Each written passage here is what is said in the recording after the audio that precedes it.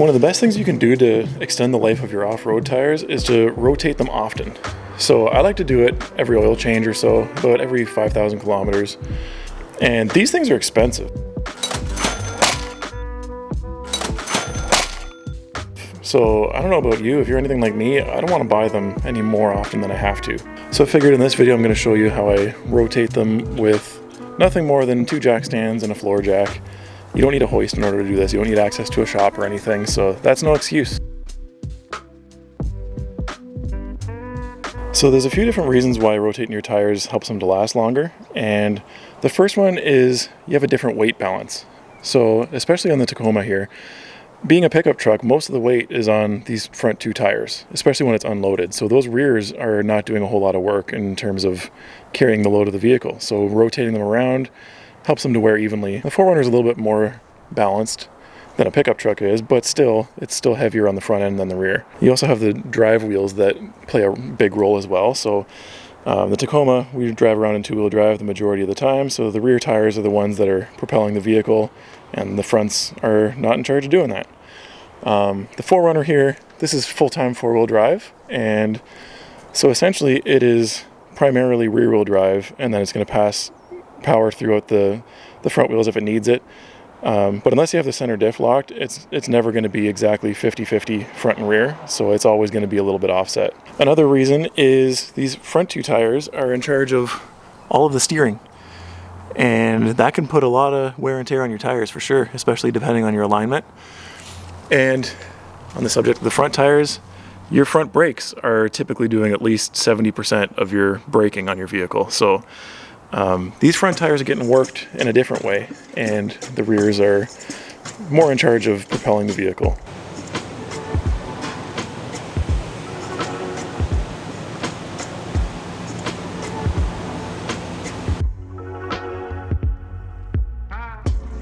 So in my opinion, the debate isn't whether or not you should rotate your tires. I think it's pretty obvious, like, it's good, you should do it. The debate here is which pattern you should rotate your tires and where you switch them out with each other, which direction you swap them. And we have a few options to choose from there. I'm gonna run you through them real quick. So there's a few different deciding factors here when it comes to which is best for your vehicle. First and foremost is whether it's front wheel drive, rear wheel drive, 4-wheel drive, all-wheel drive.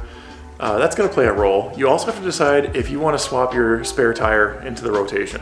And if it's a full-size spare that matches all the other wheels, it's probably a good idea, especially on an all-wheel drive vehicle, to keep all 5 of your tires wearing evenly, just so that you don't end up using your spare in a flat tire situation and your 4 tires that are on the vehicle are almost completely worn down and your spare is brand new.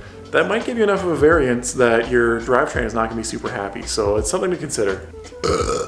So in my opinion, for my specific vehicles, the Tacoma and the 4runner, I feel like I have 3 different options to choose from here. So option A is we're going to swap 4 tires directly from the backs to the fronts and the fronts to the backs with no crisscross whatsoever. This applies to vehicles that have directional tires. So if your tires are mounted in a certain way and they have to stay on that side of the vehicle, this is how you would rotate them and not have to worry about one running backwards. So this is what I'm going to use on the Tacoma because I've never rotated those tires before, and again, because the rears are not wearing anywhere near as fast as the fronts, I think I want them to catch up, especially during this first initial phase when they're still somewhat new tires.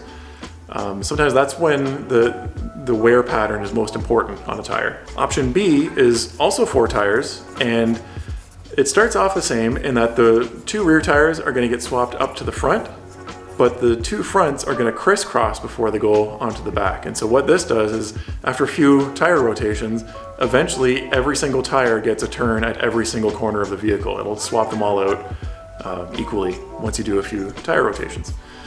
This is what I'm going to use for the 4runner.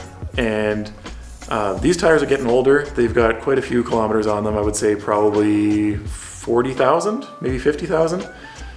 And that's how I usually swap the 4runner, and that's what I'm going to continue to do. Now, option C is a 5-tire rotation, and that includes the spare tire. So obviously that would make the most sense to keep all 5 of your tires wearing evenly if you have a full-size spare. In my case with the 4runner, yeah, that would be great. And technically I do have a full-size height tire. But my spare is still mounted on my factory limited 18-inch wheel, and these methods are 17-inch. So it's gonna look completely wonky if I do that. And because it's a different width, I'm not sure that the all-wheel drive system is gonna be super happy about that, even though the height, the diameter is the same. I don't think I wanna do that. It just doesn't make any sense. So we are not gonna go with option C on either of my trucks. So what equipment do you need to do this job? Well, not a whole lot. We obviously need a jack, and this one is actually meant more for lowered cars and stuff, but we'll still be able to use it on the lifted 4runner here. I'll show you how in a minute. And we got our 2 jack stands. We're gonna use those on the rear axle. Up top here, we got impact gun, just helps to make life a little bit easier and save a little bit of time. We got a breaker bar and a socket. Now you're gonna need a socket for whatever size lug nuts you have. In my case, I'm running aftermarket lug nuts, so I have this key that comes with them. And you're gonna want a torque wrench because it's very important to torque your wheels when you're done. One other thing, it's a good idea to chock your front wheels. I just have a 2x4 thrown under here, just to keep it from rolling. So, in terms of jacking points, I'll show you where I'm gonna be jacking from. And I'm gonna be doing this the same on the Tacoma and the 4runner. It's the beauty of these two vehicles being the same platform, essentially. In the rear, we're gonna be jacking it up off the rear differential, off the pumpkin here. And one thing you wanna keep in mind is this is the drain plug right here. You don't wanna jack directly on that. You wanna avoid that as much as possible. So if you place your jack in the center of the pumpkin here, it shouldn't come into contact with that, but just make sure that you're not touching that. Okay, up front here, we do have the option of right here, on the skid plate, that's supported by the cross member in the frame. You can jack it there if you want to. In my case, my jack isn't tall enough to be able to lift the tires off the ground then. It just takes the slack out of the Fox suspension, but the wheels won't come off the ground, so that's not gonna help me. Instead, I'm gonna be jacking right here on the lower control arm. You just wanna be careful not to hit your lower ball joint with your jack, but as long as you're careful, you don't have to worry about that.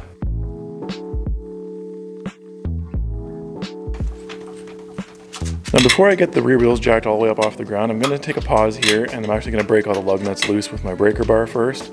Now you might be wondering why I'm using a breaker bar to loosen these up when I have an impact gun right here, and the reason for that is with these aftermarket lug nuts, they have these splines on them, and if you just hit them with all the ugga-duggas of an impact gun, the vibrations are going to wear those splines out a little bit quicker than if you're just gentle with it with a breaker bar. So they actually recommend that you use a breaker bar on these to bust them loose first. Once they're loosened off, then I'll use the impact gun to unthread them because it saves a lot of time still, but I'm not actually using the impact gun to loosen them.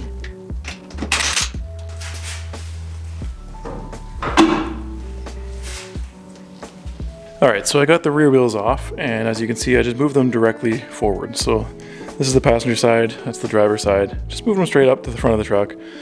This is also a great time to do a little inspection, and you can take a look at your brakes and make sure, like, obviously these rear brakes are all brand new on this truck, so nothing really to look at there. Take a look at your shocks, take a look at anything else that's going on, your bushings. Take advantage of the fact that your rear wheel is off, or front wheel, whatever you're looking at.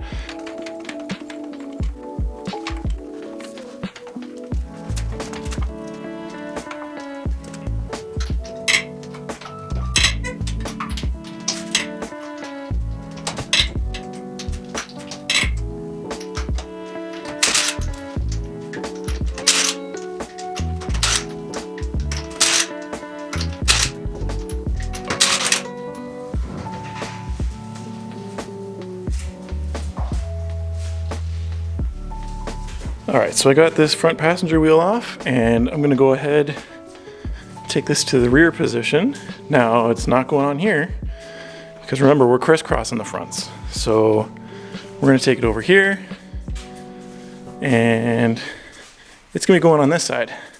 Okay, so I got the rear one mounted. I'm going to go ahead and put this front one on now.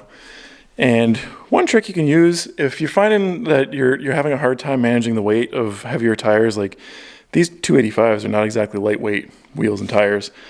If you're having a hard time lifting them up, because it is kind of difficult to line up the lugs with the holes in the wheels, you can try putting a long pry bar underneath the tire, and then you can actually pry it up into position, kind of work smart instead of hard. Use leverage to your advantage, and you might be able to make that work for you. For me, I'm just going to muscle them up. That's just kind of the way I've always done it. Now you'll see me putting these lug nuts on with my impact gun, but I have it set to the weakest setting. It's on number 1, so this isn't going to come anywhere near the actual torque spec. So I can use this to thread them on all the way real quick instead of wasting time ratcheting them. But it's nowhere near the torque spec, so we're still going to torque them properly after that. But I find it's okay to use an impact gun on the light setting like that just to save some time. So now I'm going to go ahead and do the same for the other side. This one is going to go on this corner is obviously going to go back there. I'll just do that quick and then we'll skip ahead to torquing these wheels. And there's an interesting tip that I want to show you about these Method race wheels.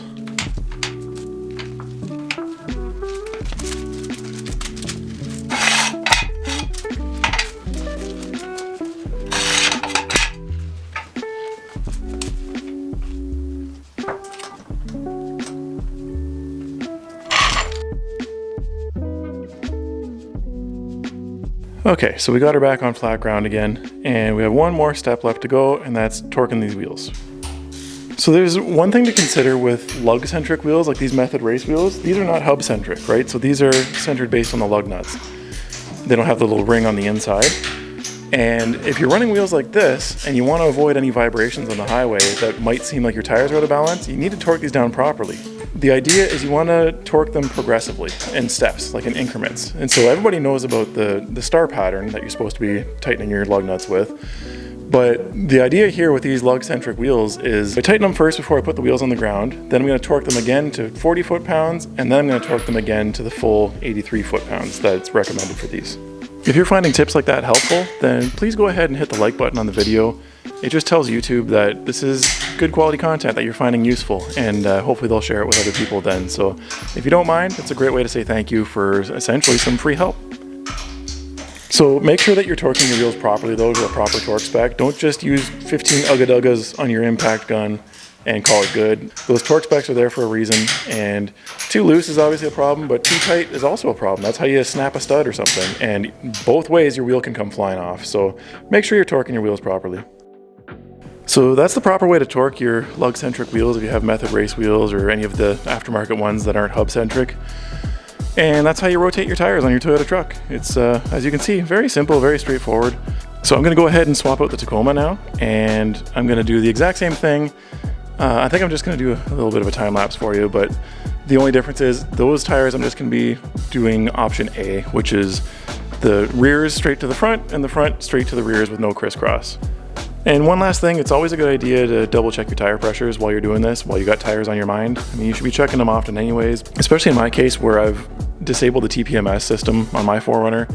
It's extra important to keep an eye on your tire pressures and make sure that they're consistent.